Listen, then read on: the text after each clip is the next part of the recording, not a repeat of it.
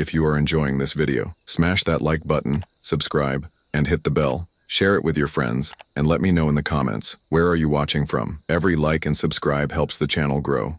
You ever been out on the road so long the horizon starts playing tricks on you? That's how it was for Mitch Grady. 61 years old, 38 of those behind the wheel of a rig. No kids, no wife anymore. Just him and Sammy, his blue tick, coonhound, usually curled up in the passenger seat. But this time, Sammy was laid up with a bad leg back in Missouri. That truck felt mighty empty, without the sound of soft snoring coming from the other seat. It was just before midnight when Mitch found himself on some two-lane blacktop halfway between Kansas and nowhere. Moon high, stars sharp, radio static, a thermos of burnt coffee keeping his right hand busy, and the hum of tires on asphalt lulling his brain into a trance. Then came the orange signs. Detour ahead, route closed, road work. All those ugly blinking warnings.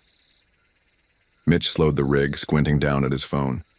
GPS was frozen. Spinning wheel. No signal. He cursed under his breath. No towns nearby.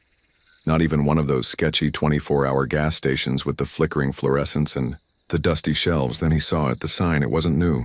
Hell, it wasn't even readable at first. Just a rusted slab of metal hiding behind overgrown weeds and a busted fence post. But the closer he got, the more he could make it out. Y-47. Damn, he muttered. He hadn't thought of that road in years. He'd heard about 47 from other drivers back in the day. Guys who swore they took it once and never would again. Said it was cursed, said weird stuff happened out there. People gone missing. Whole stretches of time lost. One guy said he drove it for what felt like 10 minutes and ended up 4 states over with no memory of how. Another swore he saw a little girl standing in the middle of the road at 3 a.m., waving like she was hitching a ride. But her eyes were all wrong. But you know how truckers talk. Every route's got its ghost story. And Mitch? He didn't spook easy. So when the only other option was to backtrack 30 miles to the last major exit, Mitch did what he always did. He pushed forward. He cranked the wheel and turned onto 47 right. Away, the air changed. The road felt smoother than it should have been for something so old. Trees closed in a little tighter on both sides. The moonlight dimmed like it was behind a fogged-up window, even though the sky was still clear. He passed a weather-worn mile marker. 47A, it said. No reflectors, no streetlights. Just blacktop ahead and silence in every direction. Reckon this won't take long, Mitch said to himself, tapping the steering wheel. But the quiet didn't sit right. Mitch had spent decades on the road, and the one thing he could count on was noise. Crickets, coyotes, the occasional owl or rattler under the tires. But out here, nothing. No wind, no night sounds. Just the soft rumble of his engine and the low hiss of tires on pavement. He flicked on the radio to cut the silence. Static. Flipped through AM and FM. Nothing. He checked the dashboard clock. 12:09 a.m. It had been 12:09 the last time he looked. Huh. The rig rolled on. A long, lazy curve to the left, then another. The trees seemed to lean in a little more with every mile. He passed a beat-up old gas station, boarded up, no lights, a rusted-out sign swinging in the windless air. It looked like it hadn't seen business in 40 years. Creepy-ass place, he muttered, adjusting the AC. Then he saw the first figure, far ahead on the side of the road, just barely visible in the reach of his headlights. A man, standing, still, facing the woods. Wearing a jacket too thick for the weather, his posture stiff like he was frozen in time. Mitch slowed, narrowing his eyes. As the rig approached, the man didn't turn, didn't move. And just when the light should have hit his face, he vanished, like smoke in the wind. Gone. Mitch's skin prickled. Just a shadow, he told himself. Too damn tired. Long hours. But he was gripping the wheel harder now. He kept going. Another mile. Maybe 2. Another figure. A woman this time, hair hanging long and limp over her shoulders. She was standing on the middle stripe of the road, barefoot, facing him, head tilted just enough to seem wrong. Her dress was torn, dirty. Her arms were hanging loose like she was asleep on her feet. And just like the man before, she disappeared as soon as his lights reached her. Mitch felt a cold sweat break out across his brow. His mouth went dry. He drove on. "Okay," he muttered. "Okay, I'm just tired. Need coffee? Find a place to pull over. Something. Anything." But there was nothing. No signs. No exits. Just the same stretch of road over and over again, and when he glanced in the mirror, his heart almost stopped. The road behind him, it was empty. No lines, no trees, just blackness. Like he'd been swallowed whole. Now, if Mitch hadn't been driving trucks as long as he had, he might have pulled over and lost his mind right there. But road dogs like him? They're wired different. Years on the highway teach you to push through exhaustion, weird weather, even weirder people. What they don't teach you is what to do when the road starts watching back. Because that's exactly what it felt like. Like the trees had eyes. Like the pavement itself was remembering things. He checked the time again. 12:09 a.m. Still, he hit the dashboard like that would wake something up. Phone still dead. GPS stuck spinning. Radio was just static, except it wasn't just static anymore. It had changed. Deep in the fuzz, underneath the hiss, there was a voice. Faint, like someone whispering in a tunnel. He leaned in. Mitch. His name. He jerked back, slammed the radio off, and stared at the dial like it had grown teeth. "Nope," he said aloud. "Nope, nope, nope." Then he saw the walkers. At first, just one. A tall guy in coveralls, walking along the shoulder on the right. Mitch slowed down out of instinct. You don't want to clip someone in the dark, even a weirdo. But when his headlights passed over the guy, Mitch's stomach dropped. The man's eyes were gone, empty sockets black as oil. And his skin, too pale like someone who hadn't seen the sun in decades. Mitch didn't stop. A minute later, he saw two more. A woman in a waitress uniform holding the hand of a small child. They were walking in perfect sync, step for step. Neither of them blinked. Neither turned their head. He blew past them going 50.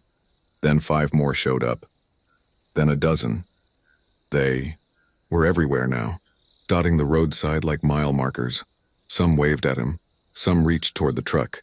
One man stepped into the road like he wanted to get hit, and Mitch had to swerve hard to avoid him. "Jesus!" he shouted, heart pounding. They weren't just there anymore. They were moving closer. At one point, a woman ran alongside his truck for nearly 30 seconds. Barefoot, sprinting through the grass, her mouth open in a silent scream. But her eyes locked on Mitch like she knew him. He floored it. 65. 70. The speedometer crept up as fast as his nerves broke down. But no matter how fast he drove, the road didn't end. It just stretched on and on like it was rebuilding itself right under his tires. The same twisted trees, the same curve, the same broken mile marker every few minutes. 47A. Again and again. And the walkers never stopped. Some waved, some cried, some begged. But the one that finally broke him, the one that made Mitch's hands tremble on the wheel, his eyes burn, his chest tighten, was Sammy, his dog, standing right in the middle of the road, just beyond the next bend. Mitch slammed the brakes, tires screamed, the whole truck fishtailed. Gravel spit out from under his wheels as he brought it to a shuddering stop. He jumped down from the cab, yelling, "Sammy!" And sure enough, there he was, tail wagging slow, tongue hanging out, just like always. Except his eyes were wrong, clouded, not blind, just dead. Mitch took a step forward, and Sammy disappeared, like the rest, blinked right out of existence. Mitch stood there in the middle of that godforsaken highway, breathing hard, the engine ticking behind him. And that's when he heard it again. The whisper. This time, it came from everywhere, like the wind was full of mouths. "Mitch, Mitch, come back. Mitch." He backed up slowly toward the truck. A hand grabbed his ankle. He screamed and looked down, kicking instinctively. Nothing there, but the print of a hand, long, thin fingers, was left in the dust on his boot. That was enough. Mitch scrambled back into the cab, slammed the door, and locked it like a child afraid of the dark. His breathing was shallow. His heart pounded in his throat. And as he looked up, every one of the walkers was now on the road, standing still, blocking every lane, just staring at him. You ever stare into a crowd of people and feel like they're not really there? That's what it felt like for Mitch. Sitting in the cab, every hair on his body standing on end, looking through a windshield at what had to be 2, maybe 3 dozen people, all just standing, some in overalls, some in uniforms from diners or gas stations long shut down, some dressed like they were from decades ago, a few barefoot, a few bloody. One guy still had what looked like a fireman's jacket on, but it was melted, charred black like it had fused to his skin. They didn't move. They didn't blink. They didn't breathe. Mitch didn't know what to do. He couldn't exactly drive through them. Not that he hadn't thought about it, but his foot stayed frozen above the gas pedal. Then something else happened. Something worse. The cab filled with sound. Not music, not voices, not the wind.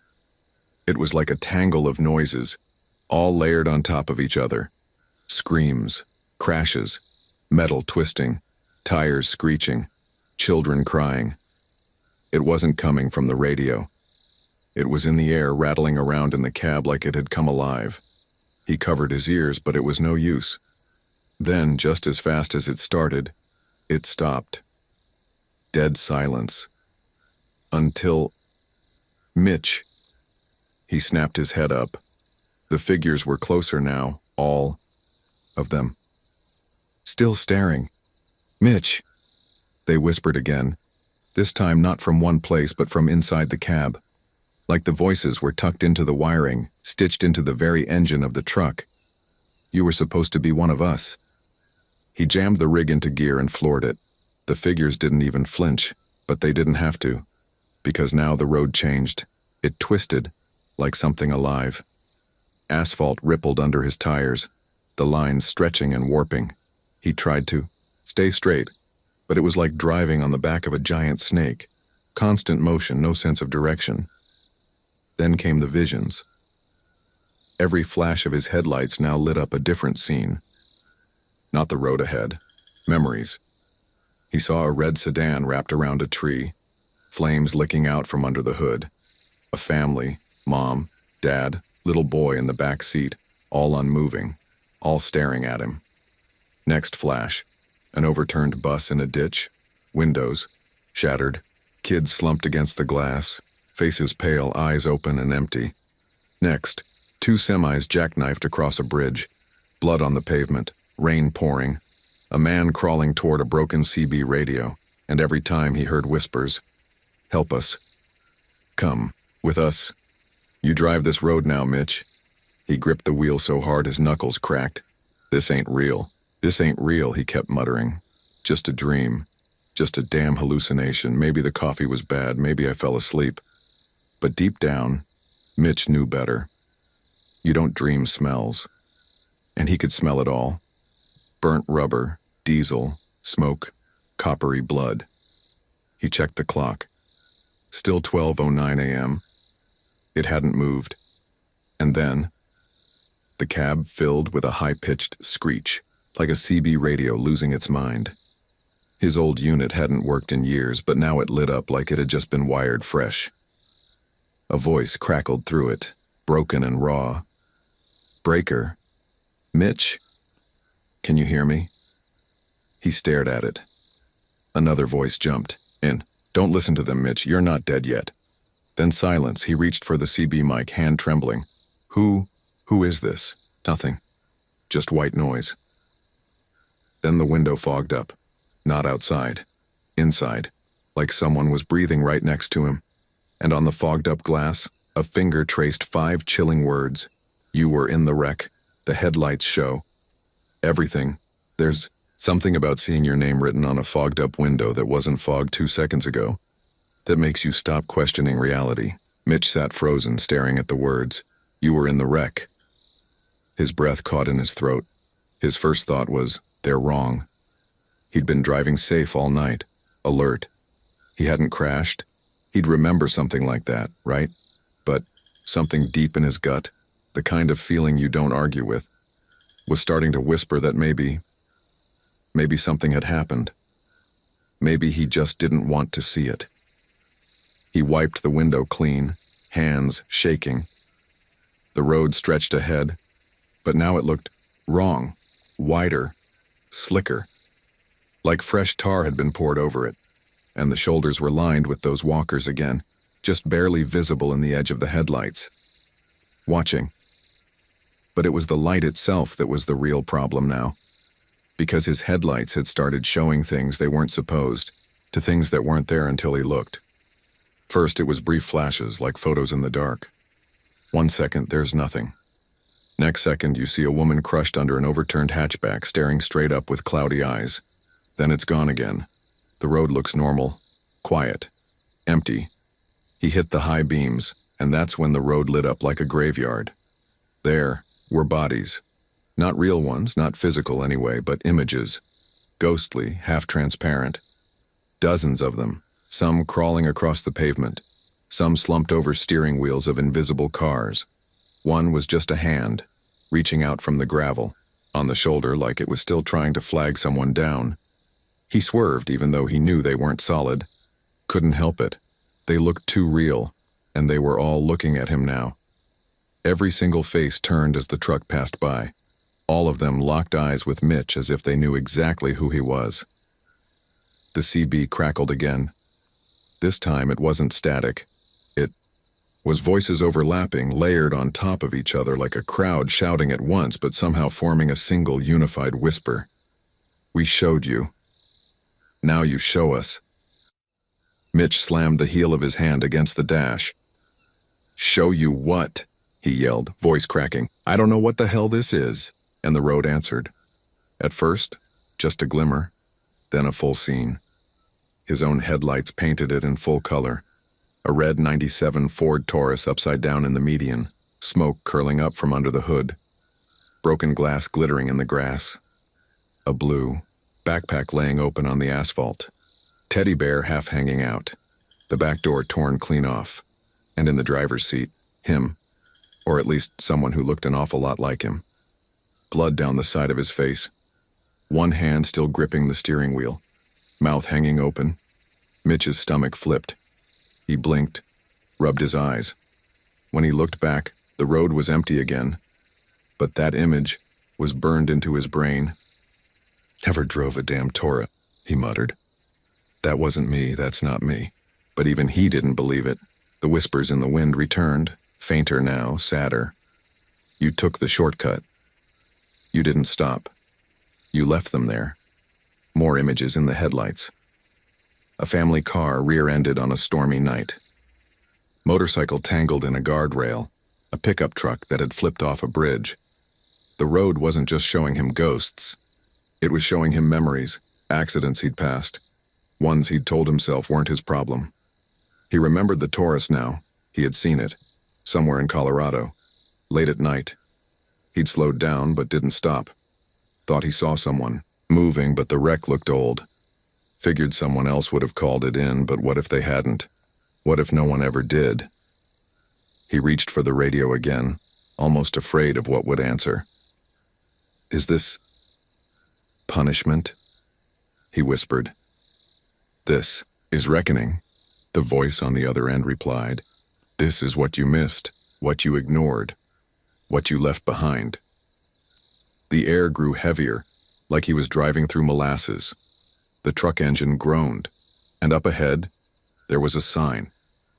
It flickered like it didn't belong, half buried in the ditch, but he read it plain. As day exit to rest, join the lost, and beneath it, scratched in what looked like rust or maybe blood, 3 words. No way back. The last stop. Mitch slammed his fist against the wheel. His heart pounded harder than it ever had before. He could feel the sweat dripping down the back of his neck, pooling in the small of his back, but he couldn't seem to focus on anything except the growing sense of dread that was tightening around his chest. No way back. The sign had been clear. The road had been clear. But the voice, the whispers, the phantom images, They were all pointing to the same thing. He was trapped. Mitch gripped the wheel tighter. He didn't know how much more of this he could take. Every mile seemed to bleed into the next, but there was no escape. The highway stretched ahead, endless, a serpent winding through the dark like it had been drawn in by some malevolent hand. He glanced at the GPS again. Same thing. 12:09 a.m. The time hadn't moved in hours. How long had he been on this road? The truck engine hummed beneath him, but the sound was becoming distorted, like it was being muted by something pulling it back. He could hear the tires on the asphalt, but it sounded far off, distant. Then came the rumble. Not from the engine, but from beneath the road, like something large was moving, pushing up from underneath the earth. Mitch felt the tremor in his seat, felt it in his bones. Ahead, the dim outline of another road sign emerged from the mist. Last stop ahead. He didn't even slow down. What was the point? Every turn he made led him here, to this same road, to this same destination.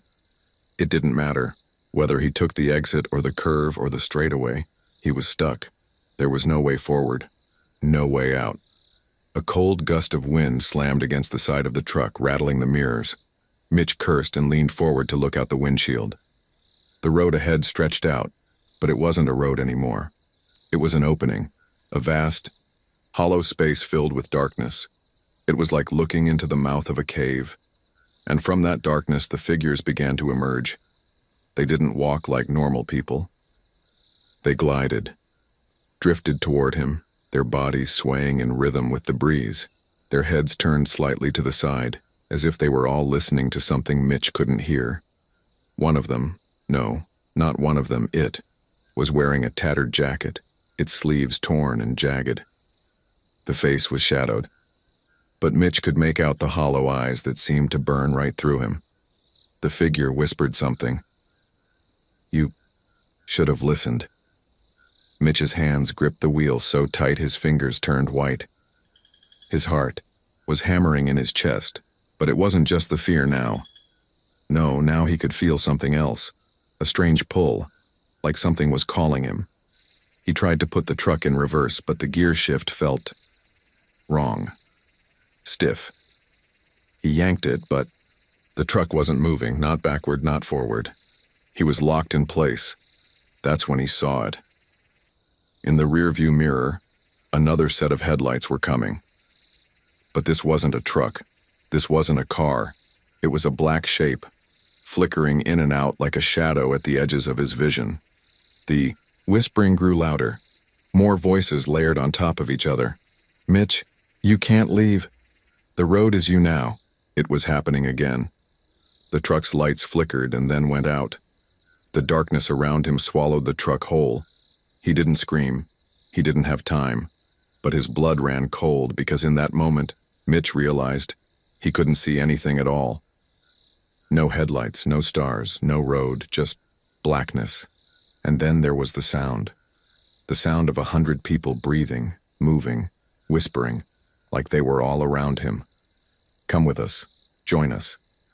The road will never let you go." But then there was a voice that cut through it all, clear, distinct, and louder than the rest. It was the same voice Mitch had heard on the radio, the one that had asked him if he was listening.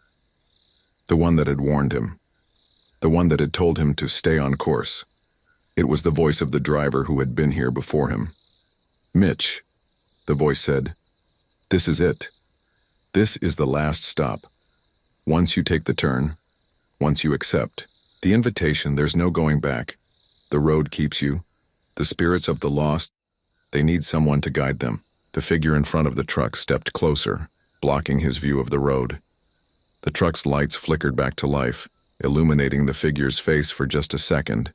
It was a man. But his face was a mask of ash, twisted in an endless scream. His eyes were wide, his mouth open as if trying to speak, but no words came out. The air grew thick, the figures closed in, and Mitch realized with a sickening jolt, the last stop was not a place. It was a point of no return. The truck's engine hummed softly, almost too quietly. Mitch could feel the vibrations beneath him, the only sign that he wasn't suspended in complete nothingness. His heart was pounding, but it was growing faint, distant, as if it didn't belong to him anymore, as if his very existence was starting to slip through his fingers. The road was gone. The signs were gone. The headlights barely cut through the darkness now, casting long shadows across the truck's interior. He didn't know how long he had been driving, or even if he was still driving at all. Was he moving? Was the truck still even on the ground? The whispers were louder now. The voices overlapped in a horrible cacophony, growing more insistent with every passing second.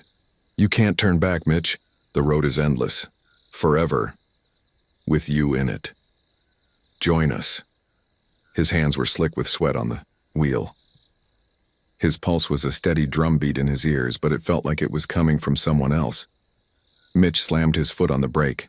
The truck lurched forward and then slid, as if the tires had lost all grip on reality. He leaned forward, peering through the windshield, hoping to see something, anything that would let him know he wasn't alone in the darkness.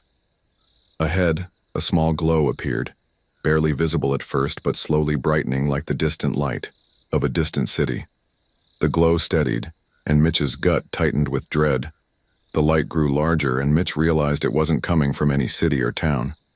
It was coming from a single point ahead, a streetlight. No, not a streetlight, a signpost. A new road had appeared before him. The sign glowed in the darkness, casting a sickly greenish hue over everything. It was simple, just a faded arrow pointing to the right. Turn here. Mitch's breath hitched in his throat. His hand hovered over the wheel. The whispers weren't as urgent anymore. They were soft now, almost welcoming. It's your choice, Mitch. You can join us now. We'll never leave you. The road has been waiting for you. His mind raced, but the cold terror in his chest began to settle into something else, a hollow emptiness that wrapped around his soul. He was starting to understand. The road wasn't just cursed, it was alive. It wanted him. It needed him. Mitch's eyes moved to the sign, to the arrow, to the road that beckoned. A moment of hesitation gripped him. He could feel it in his bones. This was it. This was the moment that would define everything. He wasn't sure if he was supposed to turn, but he was sure of one thing. If he didn't turn, the road would make him. It would stretch on forever, pulling him deeper into the dark until there was nothing left of him but a memory on the wind. He made up his mind. The wheel jerked beneath his hands as he forced the truck to turn. For a split second, the world outside seemed to shudder. The air pressed down on him, the lights of the truck flickering as the road seemed to twist and ripple like water. Then in an instant, everything snapped into place. He was driving again, but the world was different. The road stretched out endlessly ahead of him, but it was no longer a highway. It was a narrow dirt path, lined with dead trees that seemed to groan in the wind.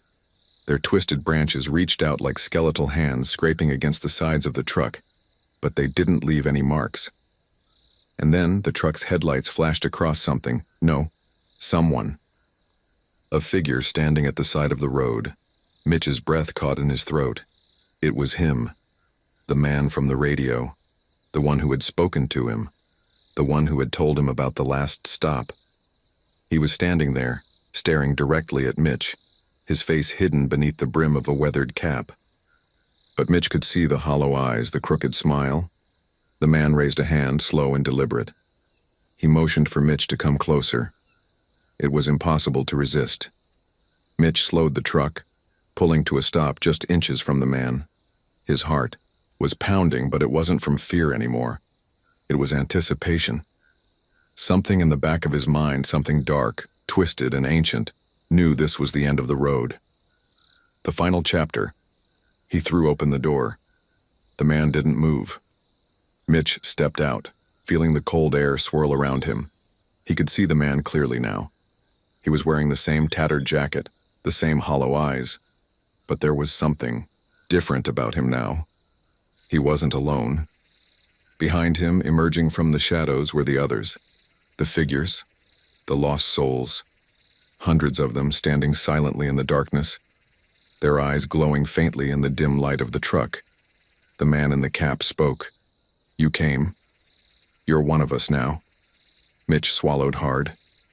The road, the highway, was gone. All that remained was this place, this waiting place. He opened his mouth to speak, but the words didn't come. All he could do was stand there, his legs locked in place, as if he was becoming part of the earth beneath him, as if his feet were sinking into the road itself. The whispers returned louder than ever. "You can't leave. You're one of the lost now. The road needs you." The man stepped closer, raising a hand toward Mitch's chest. The air was thick, suffocating. Mitch couldn't move. And then he heard it. The roar. The rumbling that came from beneath the earth. The sound of something enormous, something hungry breaking through the surface. The road beneath his feet shifted, cracked, and in that moment, Mitch knew.